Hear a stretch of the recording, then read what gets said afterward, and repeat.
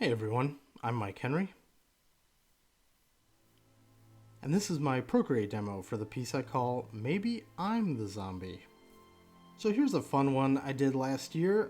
It originally started as a sketch that I just kind of left laying around for a while and didn't know what I wanted to do with it, and then eventually just said, hey, I think I know what to do with it, and finished the piece. You can see here with the shapes, I was going with these kind of like retro vibes. The upper lip is a little bit Simpsons-y, but that actually wasn't the inspiration. It was more like the shapes that you would get in something like Cuphead or like other retro cartoons. I just was kind of, trying to feel some sort of a fun vibe out, especially after the last video, Zobo, where he has this, still stylized and cartoony, but a much more grotesque representation. I wanted something that was a little bit more of that like vinyl toy, simple shape driven, fun, kind of goofy thing. Here we've got a zombie sitting in a chair contemplating his life, or I guess his unlife. The premise here being that he does not realize at first that he's the zombie, and he's wondering why everybody's attacking him. So, what's the backstory behind that? I don't know. I am definitely not going to world build this thing. Let's just go with the little fun thing of a zombie who doesn't realize that he's a zombie. So as I'm drawing this, I'm doing it all with my fat pencil, which is in my brush set, which is linked in the descriptions. I don't switch from a line perspective to anything else. The way that I end up coloring it is all just using a round brush. There's a round brush already in Procreate, but I also stuck one in my brush pack just so that people didn't feel like I left anything out when I originally created it. Oh, while this is inspired by those retro cartoons, I'm not going for something that is absolutely a retro cartoon. It's more about those full round three-dimensional shapes. That's kind of what I'm going for here. As for the part of the process that I'm in, I did a really rough sketch, and now here's the part where I'm making the decisions. This is like actually what's going to be in this piece. So you can see me getting a lot tighter with everything. I start making decisions that are different even than the original sketch. Like you could see that his sleeve was kind of all ripped and blown open, almost like Ryu or Ken from Street Fighter. And then I decided to get rid of that and go for more of just like a regular sleeve that's got some rips in it. We're also making decisions about some of the things like the rips in his body or like the kind of like gunshot wound that's there. We've got the arrows, the axe, all these things. And I'm just really trying to, make sure that when I get to the cleaner line phase, I'm not thinking about the design or what's there. I'm thinking about the execution of the lines. And sometimes that's a more tight drawing initially, and then I just go right into clean lines. Sometimes I do layers of these roughs in order to really decide everything. And there's actually a line of characters that I designed that I haven't done videos on yet, where I kind of do a really colorful version of that. So look forward to that eventually once I catch up to it. But the advice that I have here for artists is that you want to kind of do your best to compartmentalize these phases. They don't have to be, and I very strongly believe that there are no rules in art and that a lot of it is about you trying to figure things out for yourself. In fact, breaking rules oftentimes creates some of the most interesting art to look at. But the thing that I like about compartmentalizing things, it's like, imagine that your brain is kind of like Tony Stark's suit, the Iron Man suit. I like how I said Tony Stark's suit, even though it's his entire identity is Iron Man. Anyways, there's times in those like movies and cartoons and comics where it's like rerouting energy to blah blah blah. So I always think about when you're using your brain to do something like art, it's like consuming a certain amount of power. And if you start trying to do too many things at once, you're starting to overdraw on that power source, and then that's when things can get like really overwhelming, especially if you're still working on trying to figure out what your process is. So what I always advocate for is try to sort of like say to yourself, what is the point of this phase? What is the point of that phase? Oh, I just realized I did not actually fill this in with a hard brush. I filled it in with like, I don't know what brush that is. It might be a turpentine brush, it might not be. I think I was just going for like a slightly chalky vibe, but that's kind of irrelevant. You can just use a hard brush for what I'm doing here. Anyways, so you want to compartmentalize these things so you don't get overwhelmed. So when you're doing a rough sketch, the roughest of sketches, your goal should just be like, what am I doing here? Like, what am I making? Not how good is it going to be, how elaborate is it going to be, how am I going to impress everybody with whatever. It's just the rawest, what am I going to lay down on the page. And then maybe there's like a phase after that where it's like, it's not the roughest rough, but it is still rough. And that's more of like, okay, I at least know what I'm operating, the space I'm operating in. Can I now establish this a little bit more? So it's not just the raw idea, but maybe I'm adding some more thoughts to it, or removing it a little bit from a simplistic core and making it a little bit more complicated. And then you go into something where it's about like kind of cleaning it up. Cool. I've decided on all those things, and now I'm going to actually say like, what are these individual elements? I'm not going to draw them perfectly still, but I'm just going to kind of like get them in there. Then the next phase, being the clean line in this story I'm telling, would be about, okay, I've spent the energy in each one of those compartmentalized phases to do what they did, and assuming I was successful, assuming that I'm comfortable with those decisions I made, now it's about executing each line. Does that line sell this thing? Does this line sell that? Did I position it exactly right? Did I hit the curve? Did I get the line width right? And all that kind of stuff. So that way, each one of those phases, you're not like designing while you're drawing, or you're not trying to just overcomplicate things. Then when you get into the phase like here where I'm at with the flats, there's actually a phase that you can do before you just go into clean flats like I'm doing here, which would be something that like a color key or just like a rough color, where you're just kind of blotting it all in really crazy because you're being really messy. For me though, in my process, I know I'm going to do flats for this thing eventually anyway, so I actually don't care about what colors they are. I put each one of them in on a different layer. That way I can adjust it later. So I'm still in a way offsetting some of that extra mental stack burden when I'm in the middle of doing this. So I might choose the colors right the first time. I might just kind of be in the ballpark, but I still have to tweak stuff. Or I might just say, hey, got to get those flats in, let's get them in, and worry about the color later and do a bunch of shifting around. As you can already see, if you caught the thumbnail or the beginning of this time lapse earlier on, he was in a yellow shirt and brown pants, and here he is in blue. This whole thing is extremely cool right now, aside from like his teeth. So it's like, okay, are we gonna keep with that? As the piece goes on, obviously I don't, and I shift over to something else. What you're seeing there, though, all that kind of stuff that was just thrown around on the canvas, originally I was also going to go with like a blue shadow for this, but I kind of wasn't liking the way it's coming out. You can see it right there. This is around the time that I didn't know if I wanted to finish this piece. This is when I'm sitting here going, I don't really have a good idea here. I don't really like this coloring style. I don't like this. I don't like that. Just, that thing you get into as an artist where you're like, I don't like any of the decisions that I'm making here, and I don't want to do this anymore. I've said this before on the channel, but when you're a professional working in a professional setting, you don't get to say, I don't want to do this anymore. You have to develop tools in order to get around it. But when I do the art that I explain on this channel, this is my like downtime. This is me trying to enjoy myself. And if I'm not enjoying myself, then I'm just peacing out. A lot of people, I've talked about this too on the channel, a lot of people talk about, challenge yourself and et cetera, et cetera. That's like not true. It's not that it's not true to challenge yourself. What's not true is like every piece does not have to be this like amazing strive forward. Sometimes you're just trying to bang something out because you want to remember why you got into drawing in the first place, or you want to relax and draw something that's just like fun and easy or whatever. Every piece that's a personal piece has its own point, and there are times where you're going to say to yourself, man, I have this technique I'm going to do. I've been thinking about it a lot. I'm going to blow people's minds, and you work on that and you really kill yourself to get like this really cool piece together. And other times you just draw a purple zombie sitting in a chair and you kind of take it easy. And I think that that's what that's the mental state that I eventually got to with this, where I was like, man, I'm really overthinking this. Why don't I just hop in and start working on it? So what you see here is a little bit of like an AO pass where I'm going through and I'm just doing these sort of soft shadows everywhere. I'm trying to make sure that I'm capturing the form of everything regardless of the direction of the light, just kind of assuming that, this will work for most lighting scenarios that I'm going to go for. Funny enough, I end up lighting them from the back, which is exactly what I did with Zobo.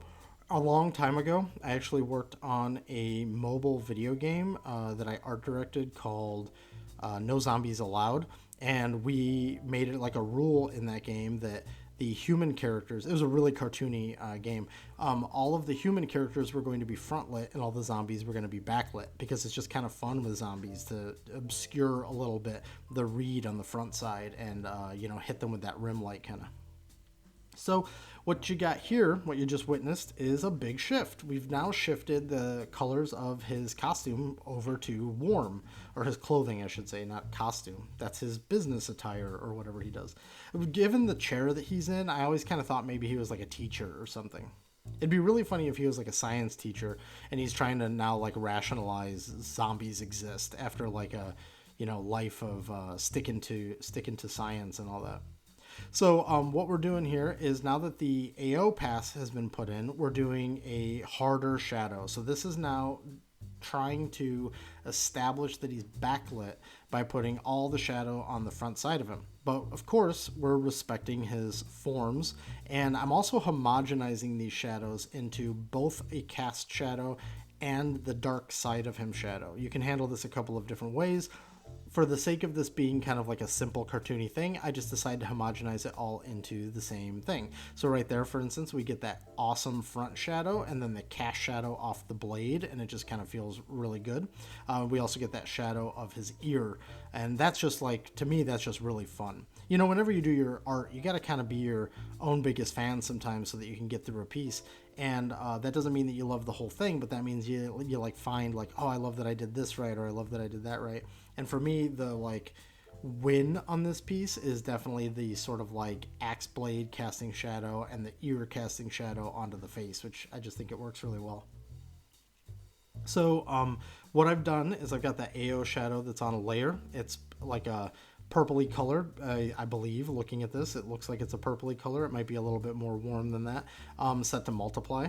And then we've got the second shadow layer that's the exact same thing. We're just painting it differently. Instead of painting it as this big soft AO thing, which is ambient occlusion, if you're not aware, it's how shadows work with indirect light. You can look up better videos on how to explain that. I'm not going to go through that right now. Marco Bucci has a really good couple of them actually on it.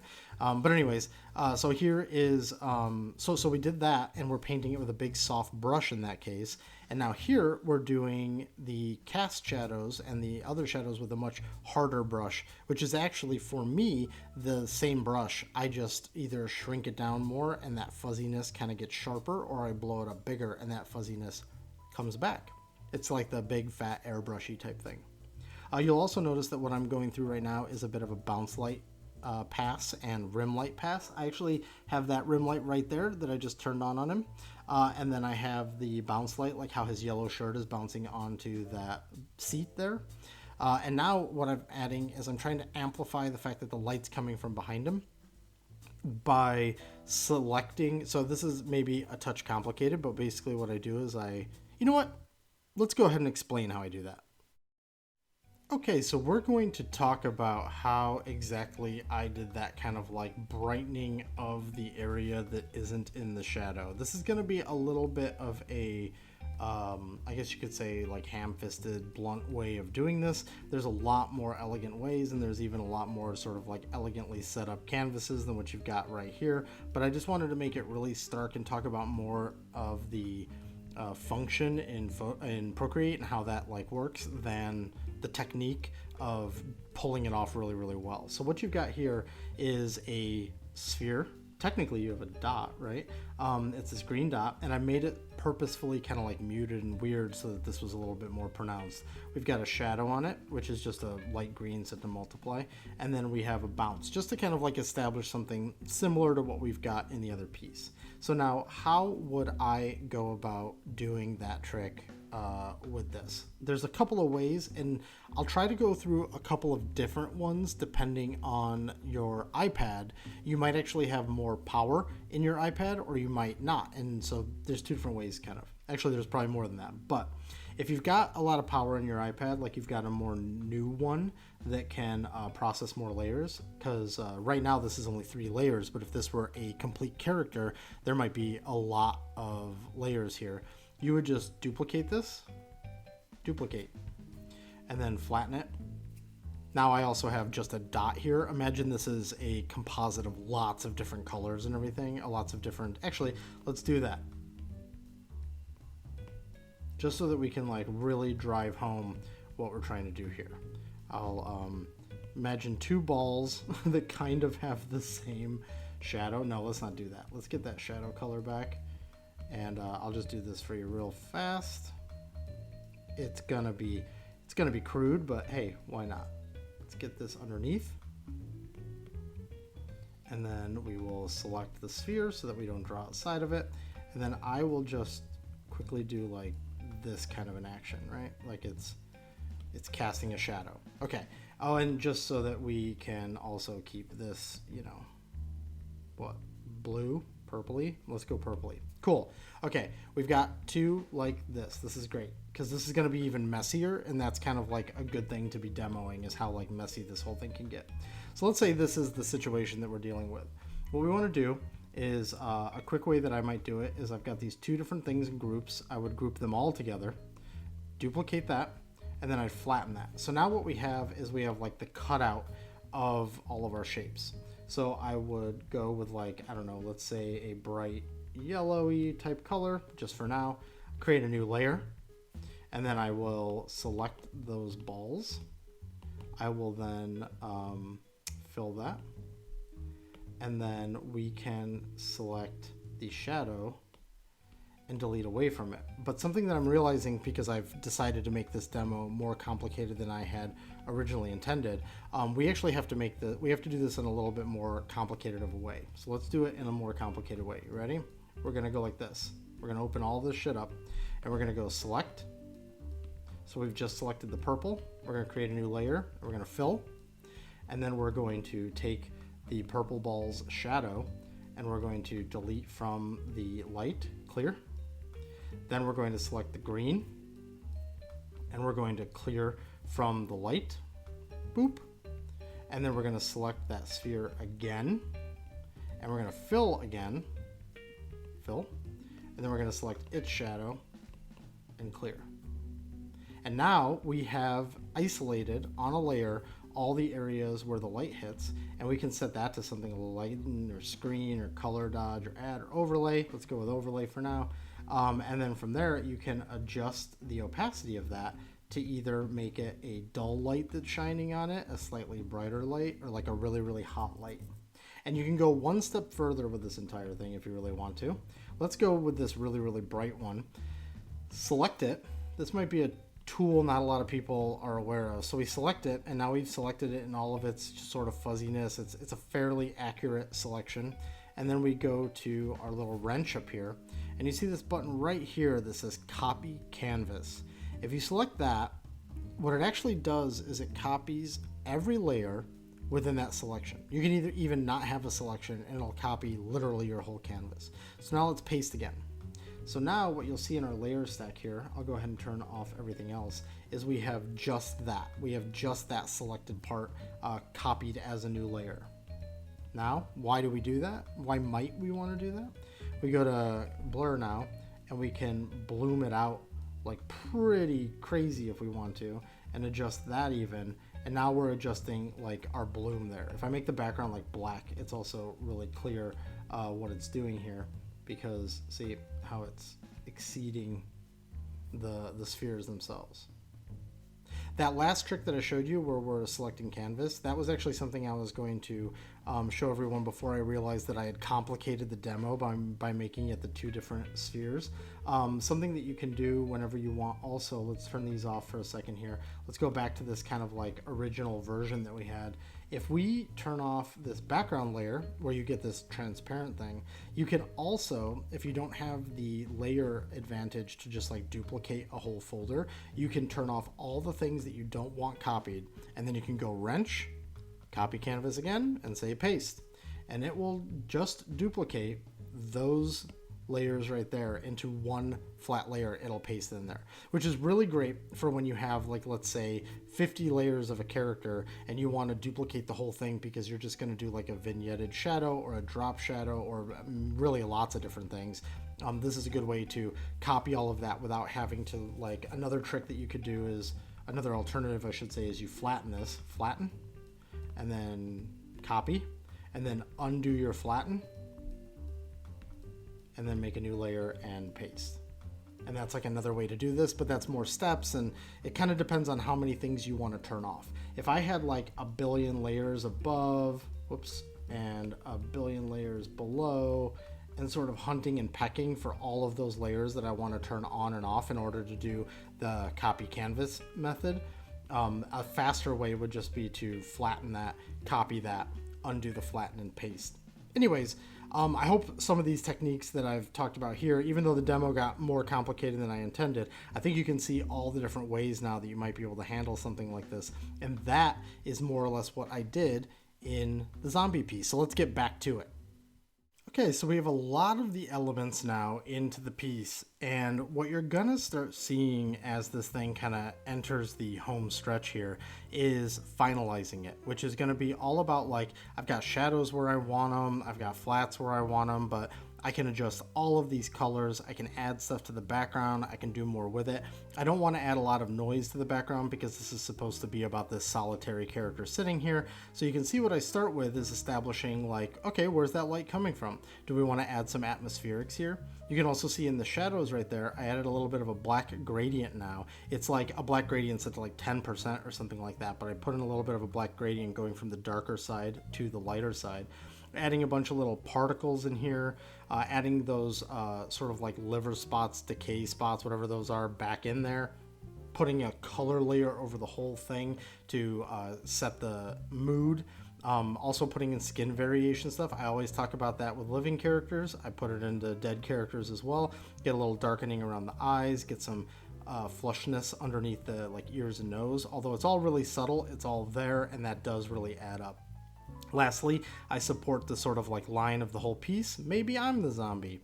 And this right here is the final version of it. Also got a version here without the word bubble. So at the end there, you can see that a lot of stuff comes together to really sell the piece. Once you get all of that foundation around shadows and flats and rim lights and all that, as long as you keep all of that stuff on separate layers, you can always adjust it later, and you can do really interesting things as you're bringing it home, like changing the color temperature of the entire piece, or adding the lighting in, or maybe like the tie needs to be a different color, so you can just shift all of that around. And that flexibility in your piece so that you can sort of add all these extra touches and really dial it in at the end can be really valuable. And if you're working with somebody who, like an art director, who comes up and says, make this color, make this that color, it can also really help with last minute changes that you weren't necessarily anticipating. So I hope you enjoyed this video. Thank you so much for watching. If you enjoyed it, please consider hitting like and subscribe. And if you have any questions about the process, go ahead and leave them in the comments below. See you on the next one.